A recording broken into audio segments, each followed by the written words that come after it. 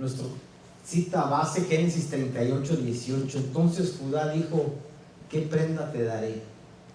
Ella respondió: tu sello, tu cordón, tu báculo que tienes en tu mano. Y él se lo dio y se llegó a ella y concibió de él. La historia de Tamar y de Judá. Resulta así, a manera de introducción les voy a explicar. Pero quiero ir a la escritura. Abra la Biblia, porque no solo es esa cita, es todo el capítulo. Solo que yo le resumía al hermano Benjamín ahí esa cita.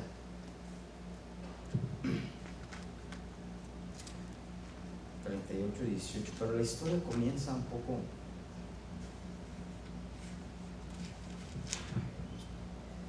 Yo estoy en Éxodo, pero es Génesis. Mira, esta historia aconteció, lo quiero leer todo para que usted me ponga atención y pueda entender el propósito del mensaje. Amén. Aconteció, puede seguirlo ahí con su vista, por favor, en una de las pantallas. Y aconteció que en aquel tiempo que Judá se apartó de sus hermanos y se fue un varón adulamita que se llamaba Hira, y vio allí Judá la hija de un hombre cananeo, el cual se llamaba Súa, y la tomó y se llevó a ella. Ella concibió a luz y dio un hijo y llamó su nombre concibió otra vez y dio a luz un hijo y llamó a su nombre Onán, y volvió a concebir el tercer hijo y dio a luz a un hijo y llamó su nombre Selah, y estaba en Kesib cuando dio a luz. Después Judá tomó por mujer para su primogénito la cual se llamaba Tamar. Ahí está. Los personajes son Judá, Tamar y los tres hijos. Mira, el primogénito de Judá fue malo ante los ojos de Dios y le quitó la vida. Entonces Judá dijo a Onán: llégate a la mujer de tu hermano y despósate con ella y levanta descendencia para tu hermano. Se valía en aquel entonces. Entonces los hijos no iban a ser para él, iban a llevar quizás el apellido y el nombre de su hermano difunto. Sabiendo Onán que la descendencia no había de ser suya, sucedía que cuando llegaba la mujer de su hermano vertía en tierra, pero para no dar a luz, es decir, no le embarazaba. Sean maduros con esto. Y desagradó en ojos de Jehová lo que hacía, y a él también le quitó la vida. Recuerden que en aquel tiempo estaba una palabra dicha por Dios que decía: ir, vayan y multiplíquense.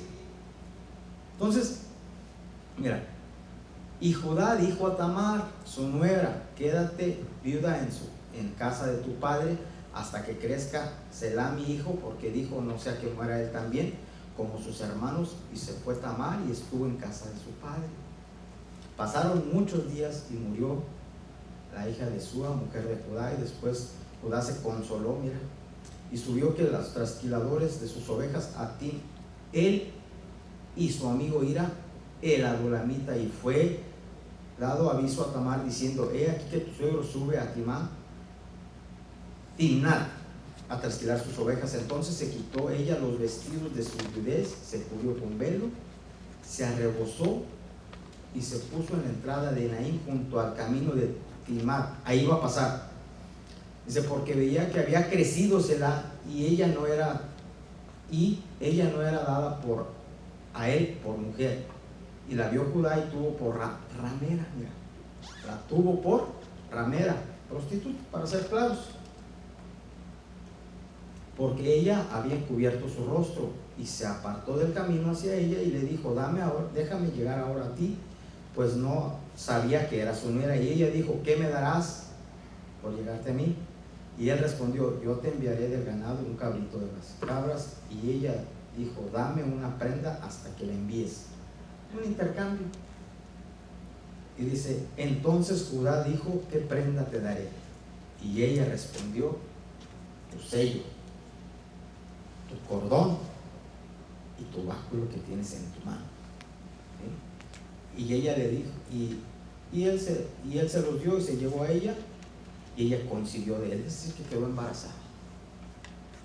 qué cosas están escritas en la Biblia. ¿Lo había leído? A lo mejor había oído alguna referencia de esta mujer, ¿sí? Lo primero que quiero aclarar es que no se espante. Para empezar. ¿Y de qué vamos a aprender algo? ¿Era pecado? Pues claro que era pecado. Más adelante, cuando lo vemos ya que van y le dicen, está embarazada tu nuera, la sacaron. ¿Y para qué la sacaron? Pues para apedrearla, tal como aquella mujer que le trajeron a Jesús. Esta mujer fue sorprendida en pleno acto de adulterio. Y Moisés dice, claro, la ley de Moisés todavía no aparecía en esta escritura, pero ya estaba que podía ser apedreada. Para eso la querían sacar. Entonces, y ella empieza, espérate, ¿de qué es esto? ¿De quién es esto? Porque de quién es estas cosas, el sello, el cordón y el báculo, es de quien estoy embarazada, ¿no? Y este hombre se queda. Cuando el pecado sale a la luz, todo el mundo se sorprende. Mientras que está guardado, mientras que es oculto, no pasa nada. Y lo primero que quiero decirte es que Dios ama la fidelidad del creyente en los secretos. Y en lo público es compensado. Mira, piensa un poco también en pecado en relación con la sexualidad, del adulterio de David. Cuando llega el profeta Natán y le dice, hubo un hombre que tenía muchas ovejas y hubo otro que solamente tenía. Y empieza a decir, y aquel que tenía muchas vacas se come, el que tenía uno. ¿Tú qué piensas de eso? Y hasta ahí todo estaba bien. Y allá afuera dicen que el hombre cae que el pez por su propia boca muere. Allá afuera, en la sabiduría de él. Y David dice, ese hombre es digno de muerte, ese hombre es. Se le cae el show a David, de rey justo, de rey que buscaba el rostro de Dios. Se le cae, y ahí es cuando vienen los problemas. Mira, y Judá hasta ahí estaba bien, pero él da tres cosas a cambio de un servicio placentero o de pecado. Vaya otra vez al 18. Entonces Judá dijo, ¿qué prenda te daré? Ella respondió, punto número 1, tu sello. ¿Sabes, por ejemplo, qué marca es su carro? ¿De qué agencia es su carro? James. Okay. ¿Y de quién es el carro? ¿Y por qué decimos de tal agencia? ¿Es de usted o es de aquella agencia? Pero es que trae un sello. Y decimos, al menos el carro que usa mi esposa es de la Dodge. Yo le digo, pues ¿es tuyo o es de la Dodge? Porque trae un sello ahí al frente. Entonces este hombre entrega su sello, y el sello era muy importante en aquel entonces. Las ovejas y las cabras de la que, por cierto, a esta mujer le ofrece, eran sellados como su propiedad. Si alguna vez algo de una oveja o una cabra de su propiedad se metía a otro corral, ¿con qué le identificaban? Evidentemente que con el sello. Entonces no puede entregar su sello. Con el sello hacían pagos, por ejemplo. Era lo que hoy en día decimos la firma. ¿Alguna vez les han entregado un cheque sin firma? A mí me le han cambiado el nombre en un cheque. Un día le pusieron José Luis Muñoz. Y hablé a, ya saben quién, les digo, yo no soy José Luis, yo soy Luis Enrique. Pero en aquel entonces sellaban, mira, voy a utilizar este sobre. Este sobre tiene donde se empalma, en esta parte ponían cera y ahí ponían el sello. Y hasta llegar a su propiedad, a su propietario, entonces podía liberarlo. Y este hombre entrega su sello. ¿Entienden? Qué importante es cuidar el sello que Dios nos ha dado. Hoy en día los metales son reconocidos por un sello. Y tú y yo tenemos un sello. Ponme la segunda cita, hermano. Efesios 4:30.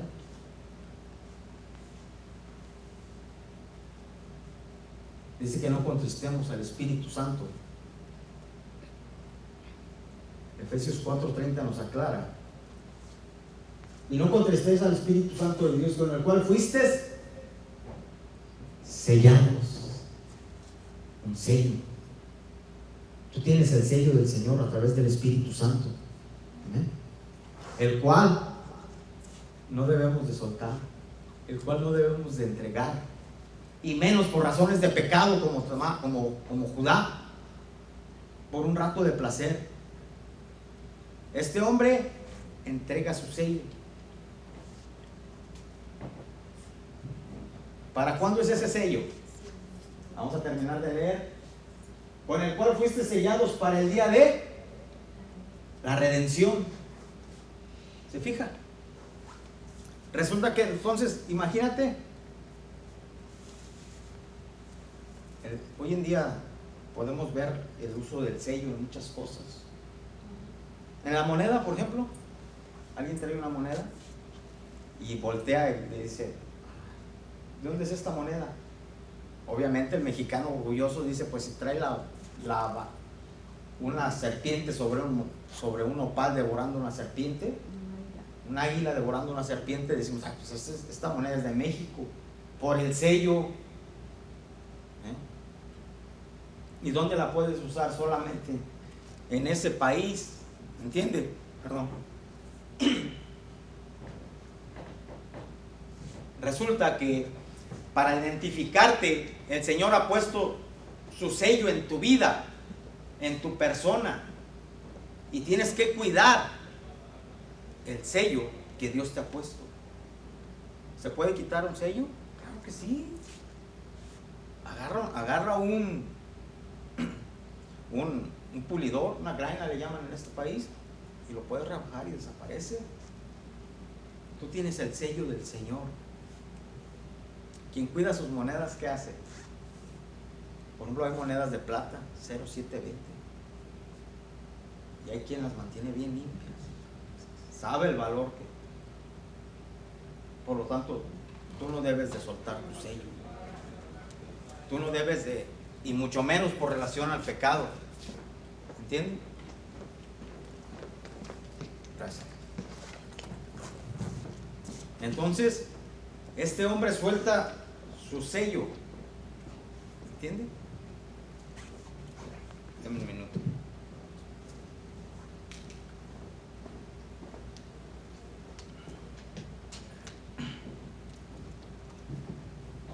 Las banderas tienen un sello. ¿Cómo identificamos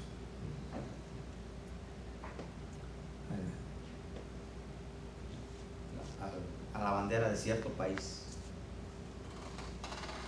Perú incluso tiene la Biblia en su bandera.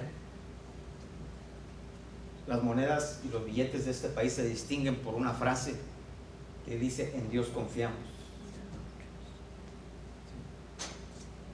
Y ese es más que el valor. La gente dice: en Dios confiamos. Y eso se distingue. Puede haber otra moneda porque es un sello particular de este país. ¿Amén? Por lo tanto, cuida el sello que Dios te ha dado. Amén. Punto número 2. El cordón. El cordón que distinguía a los demás. Por ejemplo, el pueblo de Israel hizo la vestidura de algunos sacerdotes principalmente, se pondrían un cordón color azul. Un cordoncito. Los karatecas, por ejemplo, cuando están en la escuela, se ponen una banda y dicen, ahora eres cinta. Algunos, la más famosa, dicen cinta negra. Y se ponen un cinto, una banda. Y otro karateca que va empezando dice, con ese no me lo pongo porque va a arrimar una recia. Entonces, como una identificación hacia la persona. Y este hombre entrega su cordón. Válgame Dios. A razón de un rato de placer. Pecado. Para ser exacto. Imagínate el cordón. Wow. La cinta del karateca. Josué 2:18, hermano, nos dice, bueno, todo el capítulo 2 nos habla de para variar, otra prostituta, Rahab, a la que en el Nuevo Testamento incluso le llaman Rahab, la ramera. Dice que alguien concibió de él, y aparece en la genealogía de Jesús. Y otra vez las cosas que están en la Biblia, lea conmigo. He aquí, cuando nosotros entremos a la tierra, tú atarás este cordón de grana a la ventana por la cual nos descolgaste, y reunirás en tu casa y a tu padre y a tu madre y a tus hermanos y a toda la familia de tu padre. Le entregan un cordón en la mano de grana, de alguna planta silvestre quizás, un cordón, un cordón, y se lo dan. Ella había protegido a los espías que habían sido enviados, y era ramera.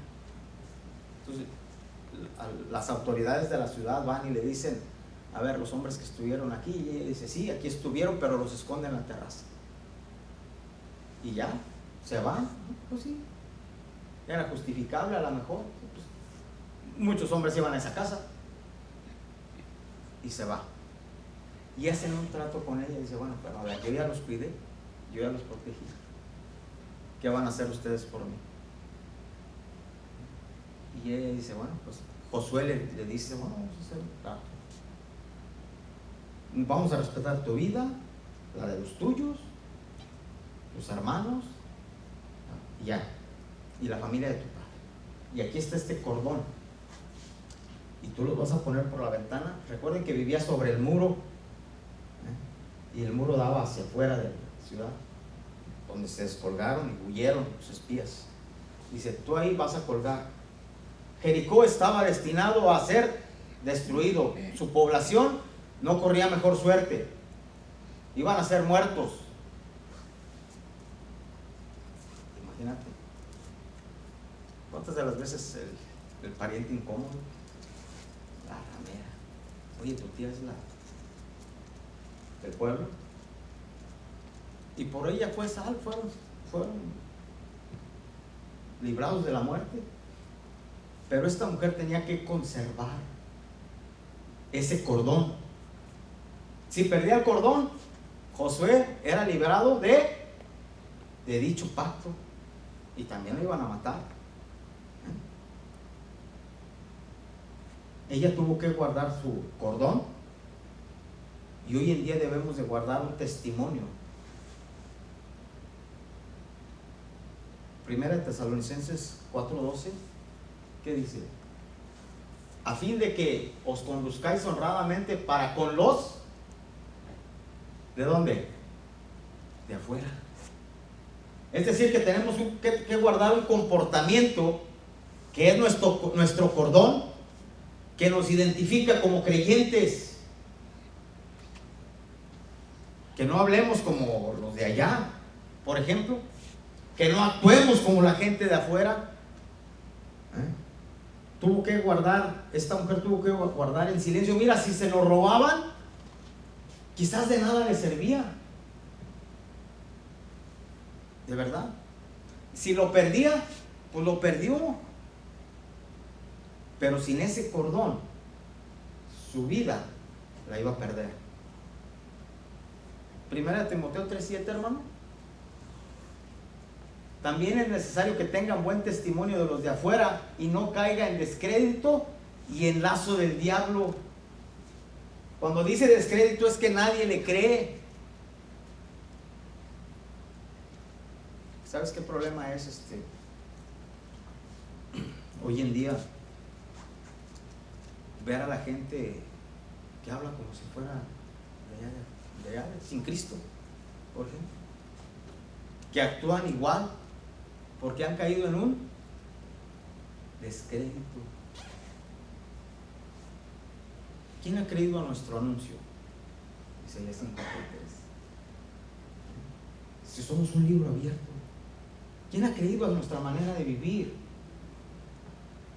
Al contrario, qué hermoso es cuando alguien empieza a hablar y dice: tú eres creyente. Por la manera en que hablamos, por la manera en que actuamos. Simple y sencillamente, cuando estamos en un lugar público. Una ocasión, uno de mis compañeros, que la semana pasada mencionaba, la persona que conoció a Benjamín en un evento, estábamos en Roseville y estaban llenas las mesas del lugar donde íbamos a comer, pero había una mesa que solamente tenía una persona sentada. Y le pedimos permiso al hombre: ¿podemos sentar aquí? Ya no hallamos mesa. Y dijo el Señor: por favor. Mi compañero, muy valiente, me dice: ¿haces o hago la oración? Y le dije: pues yo mero.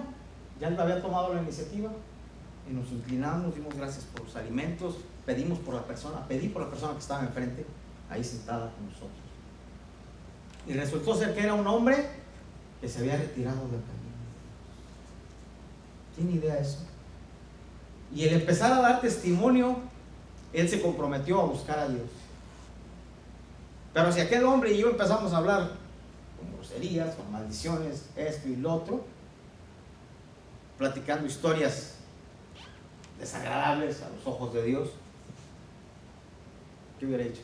Ese hombre no cambia su vida, no cambia su manera de vivir. Guardar el cordón es como guardar el testimonio de lo que somos, de lo que creemos, de cómo debemos de vivir. ¿Entiende? Hoy en día es bien importante que no perdamos el rumbo. Piensa un poco en Moisés. ¿Recuerdan Moisés? Tuvo que conformarse con ver allá de lejos la tierra prometida. No entró. Por las razones que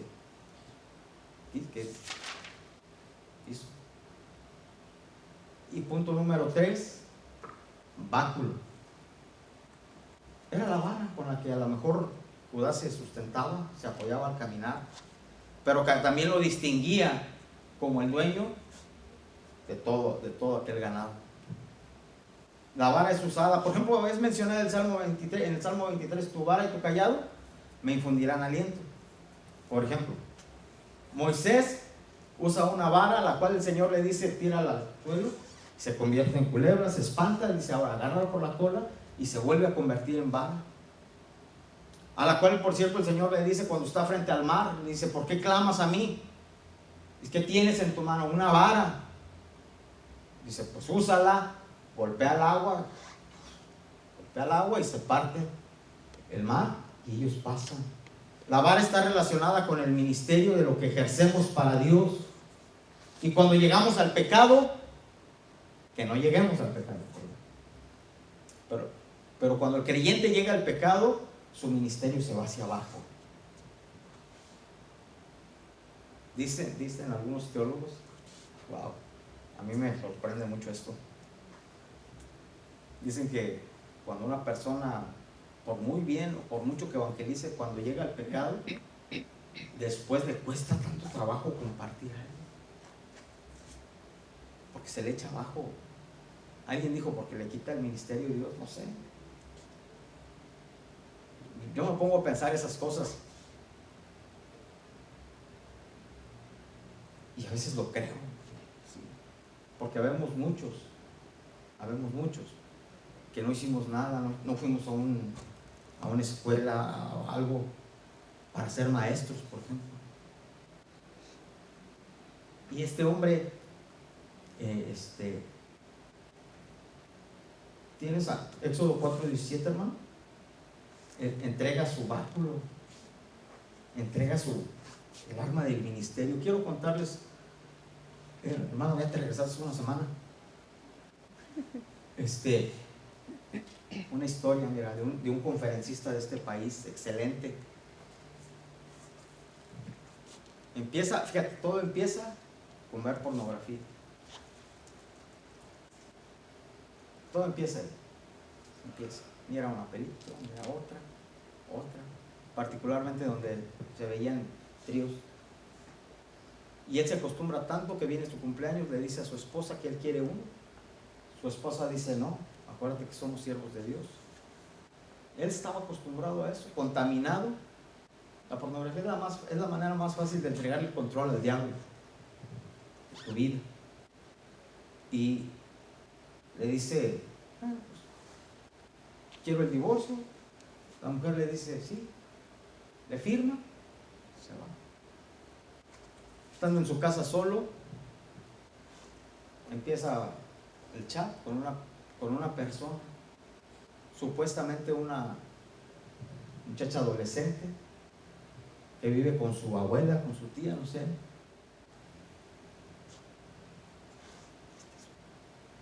Le dice esto, pero ciertos días se acostumbra a hablar con ella y le dice: nos vemos aquí en mi casa. No está aquella anciana con la que vivía. Dice: sí. Él sale de su carro y todavía escucha una voz que dice: no vayas. Y él prende el auto, no hace caso omiso a esa voz, se va, llega a la dirección, nota que un carro lo sigue, pero lo ignora. Cuando llega al domicilio, le dice otra vez vía mensaje: aquí estoy, pásale. Y cuando entra, estaba la policía cibernética, lo detiene, lo mete preso, pierde su libertad, al rato la recupera, pero ahora donde tiene que irse a vivir, tiene que notificar su dirección para que a los vecinos les avisen que ha llegado un agresor sexual. ¿Tocó a esa persona? ¿Tocó a esa jovencita? No la tocó. Jamás ha vuelto a predicar, jamás ha vuelto a dar sus conferencias. ¿Por qué? Soltó su vara, soltó su báculo, y el diablo ahora lo tiene neutralizado. Por eso es que debemos de cuidar lo que Dios ha dado a nuestra vida. Amén. Dios está haciendo algo en este tiempo difícil, en el que, bueno, si nos vamos a la Escritura, ¿qué dice la Escritura?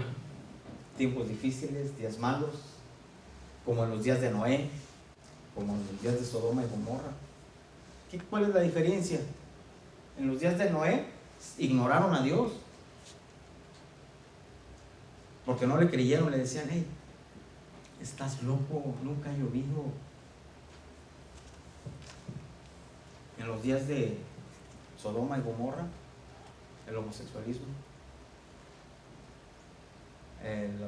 todo tipo de depravaciones, y que no están diferentes al día de hoy,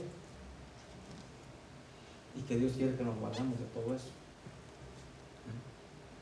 Entonces, esta palabra, si bien es cierto, trajo un juicio a Judá, porque después viene el resto de la historia. ¿Cuál es el resto de la historia?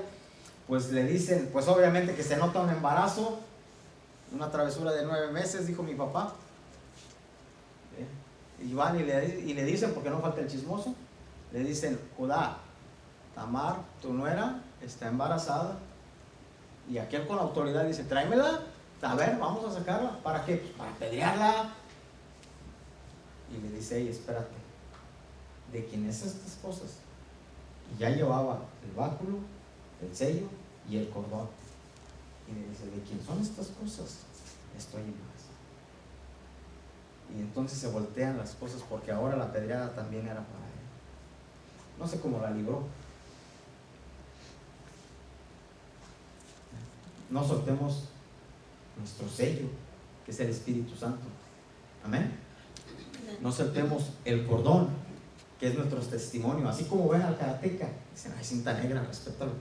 De la misma manera guardemos nuestro testimonio, pero sobre todo también, juntamente con esas dos cosas, guardemos, amén, nuestro ministerio, lo que hacemos para Dios.